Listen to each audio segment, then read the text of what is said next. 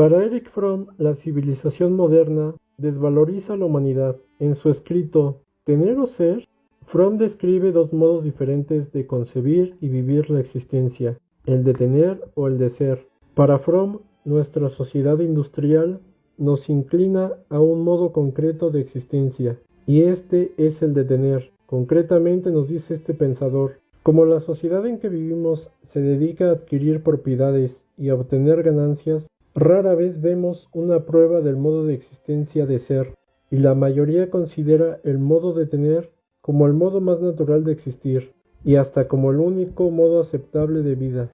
El tener es una ilusión fugaz a la que nadie quiere renunciar. A los ojos del hombre de hoy, el tener parece la única elección posible. El modo existencial de tener se presenta en nuestra vida cotidiana en la acumulación de conocimientos, en el amor o incluso en la fe. Por otro lado, la modalidad de ser es el redescubrimiento de la conciencia del hombre, el preludio de una vida auténtica. Las personas cautas en el mundo del tener gozan de seguridad, pero necesariamente son muy inseguras. Dependen de lo que tienen, del dinero, del prestigio y de su ego, es decir, de algo exterior a ellos. Pero, ¿qué les sucedería si perdieran lo que tienen? Si yo soy lo que tengo, y si lo que tengo se pierde, entonces, ¿quién soy? Nadie, sino un testimonio frustrado, contradictorio, patético, de una falsa manera de vivir. Como puedo perder lo que tengo, necesariamente me preocupa esto. El consumo, si es significativo, es un acto sistemático de manipulación de signos. Los objetos son categorías de objetos que crean categorías de personas de manera tiránica. La sociedad de consumo sería entonces un sistema de signos, o mejor, de significaciones. El consumo es la etapa en la que la mercancía se produce como signo y los signos, la cultura, se producen como mercancías.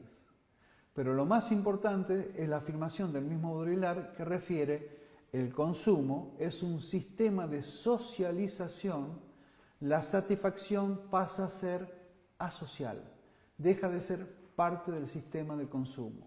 Es decir, que en una sociedad de consumo la insatisfacción es la característica más funcional para el sistema social, ya que es la fuerza que mantiene girando la rueda en la que se funda el sistema económico y el sistema social. La felicidad y satisfacción que supuestamente nos vende la publicidad es entonces una mentira. No existe la posibilidad de una satisfacción real, de una felicidad real para el capitalismo. Esto es lo que hizo decir a Zygmunt Bauman: la racionalidad de la sociedad de consumo se construye sobre la irracionalidad de sus actores individuales.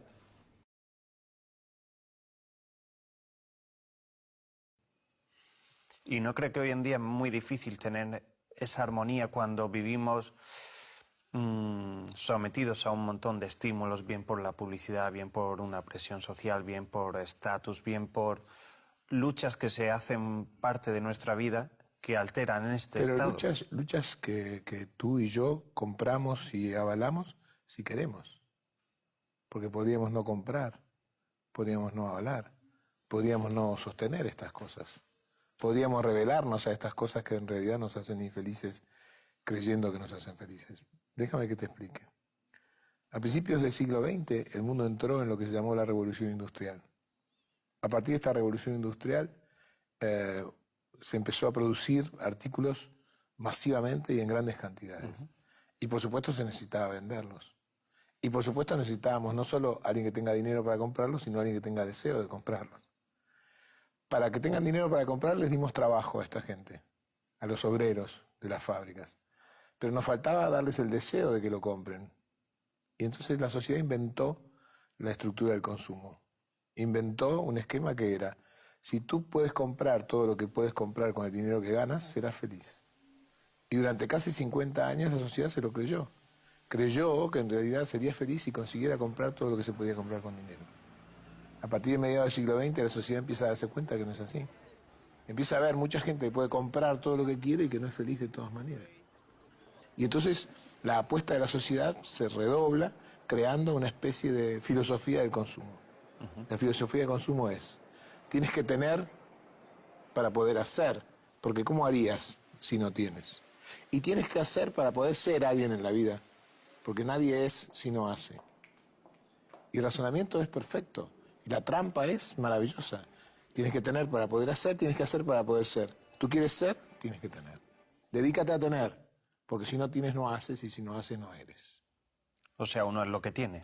Pero la trampa es que este esquema está tan bien pensado por la sociedad de consumo que la secuencia entre estas cosas es cierta, solo que el orden está perversamente invertido.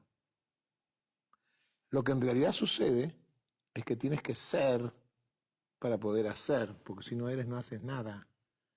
Y lo que tienes es consecuencia de lo que haces, y así debe ser. Debes ser para poder hacer y debes hacer para poder tener. Y entonces la importancia es lo que eres, no lo que tienes. En el esquema que nos habían vendido, la importancia es lo que tienes y no lo que eres. Cuando esta situación de perversidad nosotros la compramos, dándonos cuenta que es mentira, nos damos cuenta, caemos en la trampa de fortalecer lo que tenemos, para lo cual hay que acumular, para lo cual hay que comprar, para lo cual hay que poseer, para lo cual hay que juntar, para lo cual hay que ser ambicioso, para lo cual hay que competir, para lo cual tengo que tener un poco más que tú. Y la trampa está hecha. Y como no hay felicidad en el tener, sigo buscando esa felicidad a través de lo que tengo para hacer, para llegar a ser, y nunca llego. Cuando si en realidad empiezo por donde hay que empezar, por el ser, la esencia del ser no necesita demasiadas cosas. Y entonces puedes ser feliz con lo que eres, no con lo que tienes.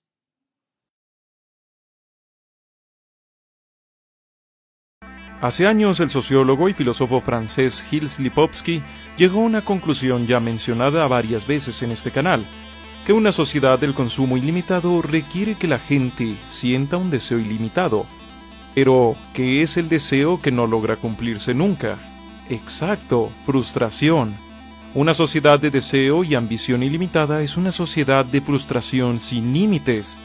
Simplemente, si las grandes masas se sintieran satisfechas con sus vidas, no buscarían rendir más, trabajar más, hacer más y, claro, comprar más. Y esto podría sonar inventado, pero en 1900 los economistas de Estados Unidos estaban preocupados porque los trabajadores se contentaban con ganar lo justo y no necesitaban más que un lujo de vez en cuando. Situación que las empresas estadounidenses fueron solucionando al crear consumidores insatisfechos a través de cosas como incluir nuevos modelos de diferentes productos cada año. Y ya, hablando de estos años, el presidente del Banco Mundial expresó preocupación por el modo en que gracias a las nuevas tecnologías, ya saben, cosas como los celulares, internet, etc., los más jóvenes adquieren aspiraciones económicas más y más irreales sobre su futuro. Centrarse en la frustración social. Creo que no digo nada nuevo si expreso que a la gente pobre no le gusta ser pobre. Sí, aunque haya gente con dinero que irónicamente crea que sabe más sobre cómo se siente ser pobre, y por eso diga que no, que los pobres son gente muy feliz siendo pobre. Sí, creo que hasta aquí estamos de acuerdo.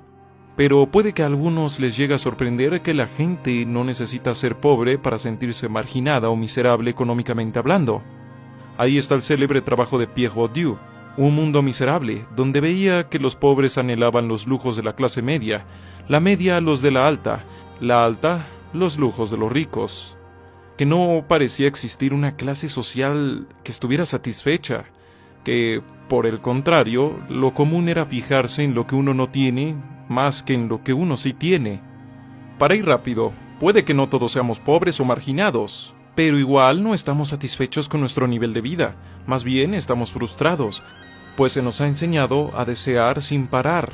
Está la frustración que unos tantos se endeudan de formas ridículas, siendo de clase alta o siendo de clase baja, con tal de encajar o de parecer de una clase social aún superior. Una clase social se burlará de las aspiraciones de la clase social inferior, pero verá sus propias aspiraciones con todas sus contradicciones como algo bueno e incluso algo a la moda. Lo que trato de decir es que la frustración parece calar muy profundo en la mente de las personas, que en realidad pareciera que muchos critican a las clases más marginadas por vestir imitaciones piratas, sin fijarse mucho en las imitaciones o en las simulaciones que ellos mismos visten o compran con tal de parecer más refinados o más de clase alta, yo qué sé. Como vemos, el buen gusto no está tanto en sensibilidades directas o estéticas, sino en sensibilidades elitistas, donde el dinero o el estatus pueden decidir si algo es arte o no, tal como en el pasado el poder definía si alguien era salvaje o civilizado. El buen gusto o la buena vida están relacionados, y según cuenta de esta última cosa, Herbert Schiller, es una de las mayores herramientas de coerción social. Sí, reprimes más con el deseo que con el miedo. Obviamente, conviene más que el deseo no se llegue a satisfacer, para que no pierda su efectividad. Y así es, no se venden productos ni ideas, se venden aspiraciones, porque de entrada estas cosas no tienen posibilidad de cumplirse, ya que la mayor manipulación que sufren las publicidades y otros espectáculos masivos no se hace con Photoshop o After Effects y demás, sino con ideas, con conceptos y claro, con los complejos existenciales de la sociedad. Más que vender una prenda increíble, se vende cómo se ve y cómo parece vivir la modelo. Más que vender un café de alcurnia, se vende esa vida bohemia con amigos y aspiraciones intelectuales. Cosas que claramente no se pueden empaquetar y que no tienen un símil en la vida real, pues la vida real es incómoda y llena de responsabilidades como de compromisos. Decimos o creemos estar comprando porciones de satisfacción de un deseo imposible, fantasioso o directamente vacío. Pero hay que centrarse. La verdadera cuestión no es que te puedas sentir marginado sin serlo. Eso es lo básico. Lo problemático es que te puedes sentir adinerado o privilegiado sin serlo en realidad. Así que por este tipo de cosas, aunque la gente las suele ver e incluso a veces entender, no se preocupa de sus intentos de satisfacer su frustración, pues normalmente los justifica y los ve como estados elevados de la filosofía o de la existencia. Así la gente puede llegar a ver sus paquetes vacacionales, las experiencias pagadas y otros tantos lujos más, como si lo suyo fuera espiritualidad, y no un gasto consumista más, como si las reglas que sirven para el resto de la sociedad no sirvieran para ellos, porque ellos saben en lo que están cayendo. En el cine comercial es muy claro cómo los mismos grandes públicos disfrutan de las historias de gente teniendo éxito, y a la vez disfrutan otras historias condescendientes y paternalistas, donde se mira a los más marginados, casi con cariño y con ternura.